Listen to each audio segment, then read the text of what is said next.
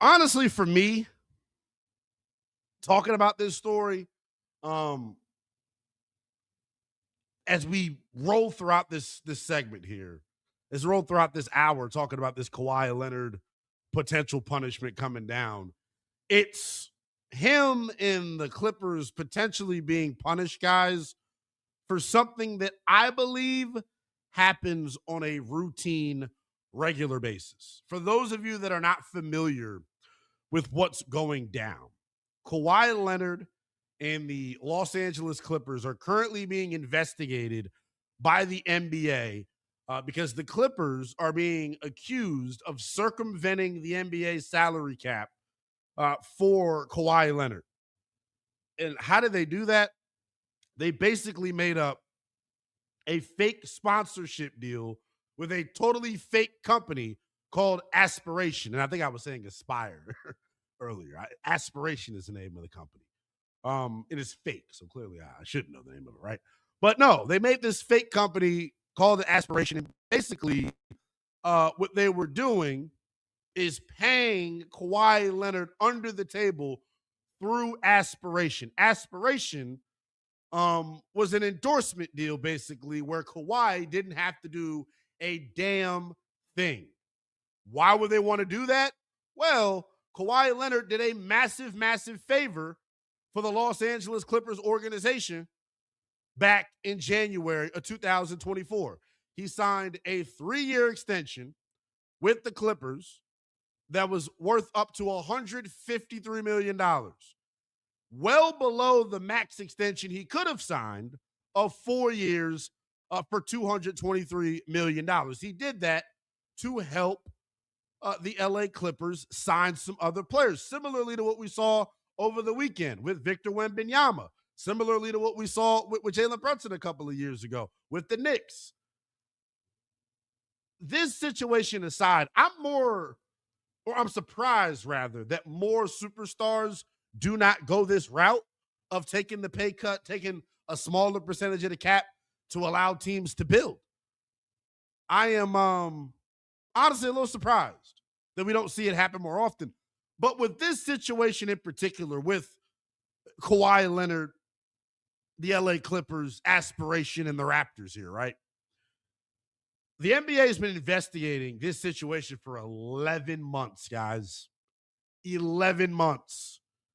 And Commissioner Silver said last month that he hoped this investigation, would wrap up soon. We're going to let you hear from Silver coming up here momentarily.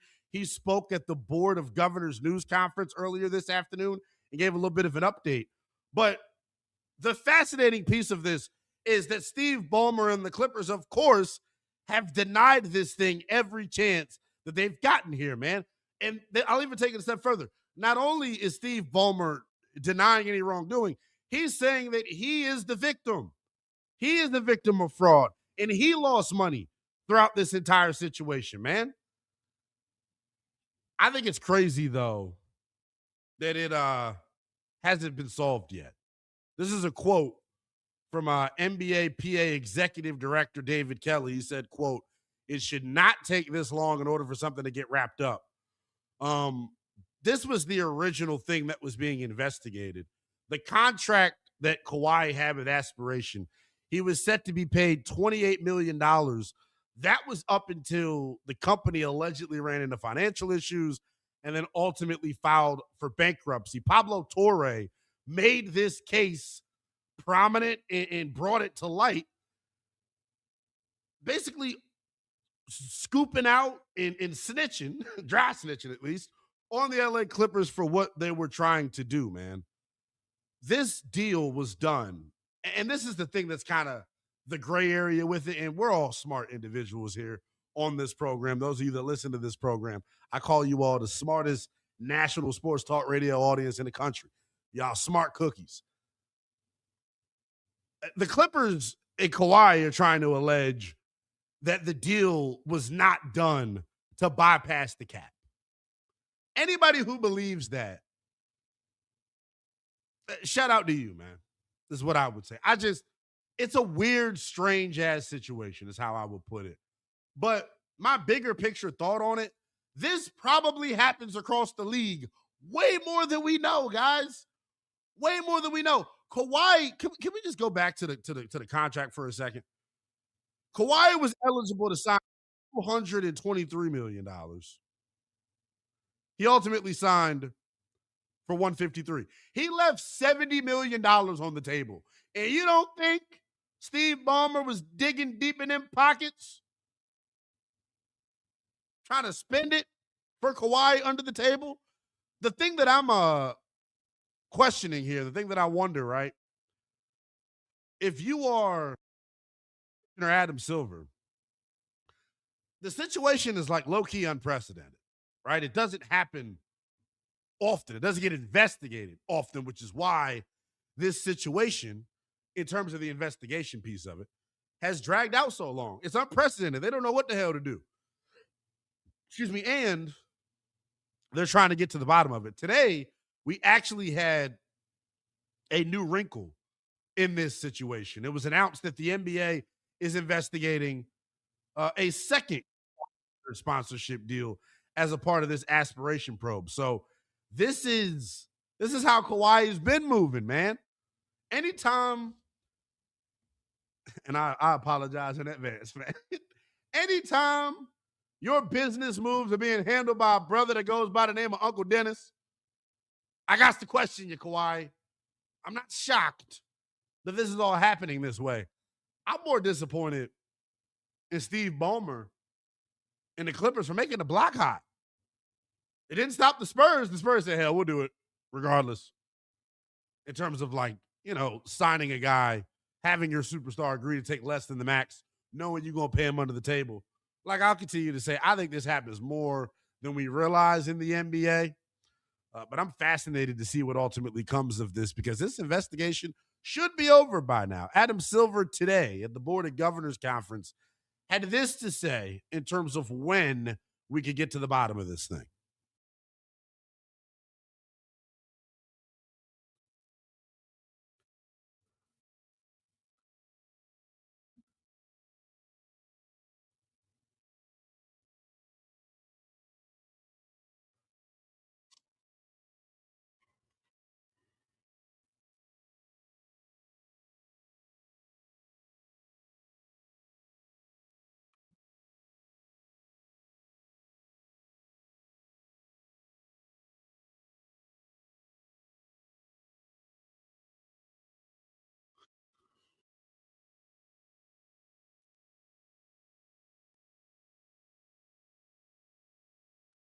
So Shams Charania of ESPN gave some insight into potential punishment in the worst case scenario for Kawhi Leonard if the NBA comes down with the ironclad. He would be in danger of his contract being voided. The other thing is a potential 1-year suspension for Kawhi Leonard. So clearly Adam Silver and company showing that, hey, homie, don't play that, right? And correct me if I'm wrong here. I think in a situation like this, to discourage the behavior, Adam Silver and company are going to go buck wild in terms of the punishment. It will be stiff, it will be severe, and most importantly, it will discourage the behavior that we saw from Kawhi in the LA Clippers. I think it's fascinating that this is happening. I think it happens, though, more often than we know. And I believe that this investigation should put other NBA franchises, guys, on notice. Hey, got to play by the rules here. And if you don't, there's a chance you get popped. If if Aspiration did not file for bankruptcy, would this situation have come to light? That's the one thing that I wonder and question in this situation. How did it come to light? Who was the whistleblower in this situation? By the way, I hate that phrase, because who the hell blows a whistle when you're trying to blow somebody's spot? I get it, but yeah. Who's the whistleblower in the situation, man? who ultimately participated in some dry snitching here? I think aspiration filing for bankruptcy was kind of the straw that broke the camel's back here and what made the block hot. But in terms of the block being hot, I'm sure other NBA teams across the association not too thrilled with the behavior of Steve Ballmer and Kawhi. More importantly, though, not too thrilled that they got caught. I don't understand what Toronto was thinking here, because we know a certain amount of information, right? Yeah. As what I will call people that are somewhat in NBA circles, but like really not. You know what I mean? Like, we don't have the inside information. I'm sure within NBA circles, they know a lot more about this behavior because of what you meant. Because of what you mentioned, you know, everybody doing it. What the hell were they thinking? They knew Toronto, a punishment. Right? Yeah, they knew a punishment was coming. Why would you trade some pretty valuable pieces for a guy that has issues staying healthy and then you know is going to get suspended?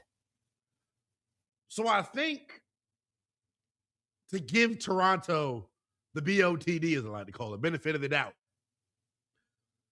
I think Toronto may have recently gotten wind of just how stiff the punishment could be for Kawhi. I don't know if they assumed that a year-long suspension was potentially on the table, because when you look at this situation at first blush, do both parties, talking about the Clippers and Kawhi, do you think they equally share blame? Well, yes. I don't understand how you could think, if this is remotely true, that a year-long suspension is not on the table. You violated every single rule that the NBA has put financially for some like weird benefit that didn't end up working, which I think is the most hilarious thing of the entire process, is they did this for them to not even be that good. Yeah. And then you run the risk of 35-year-old Kawhi Leonard missing an entire season. Which, in terms of the way his body's set up, it could be something good for him. To put ourselves in the brain of the Raptors for a second here, what Shams was reporting is that one of the two things could happen. Maybe if you're Toronto, you're moving with the mentality of the contract being voided is more likely, which in that scenario, if the contract is voided, if you're Toronto, you come in and look like a savior because you're paying Kawhi a new bag. You're paying Kawhi new money. You make him forget about the punishment that he's receiving. You know how we make jokes all the time about how Adam Silver isn't David Stern and vice versa?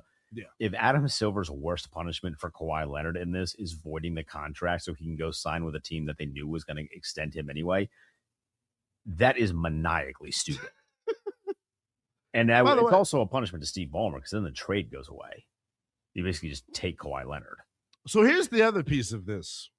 How awkward do you think it is for Brandon Ingram and company to walk back into the Raptors locker room after their front office just straight up told you what they really think about you? Like, that's the other piece of this that I think is fascinating. How do you patch and mend that relationship? You ever, you Starburst fan? Huge. Love the pink You ever ones. open a Starburst and you get 5 pink ones?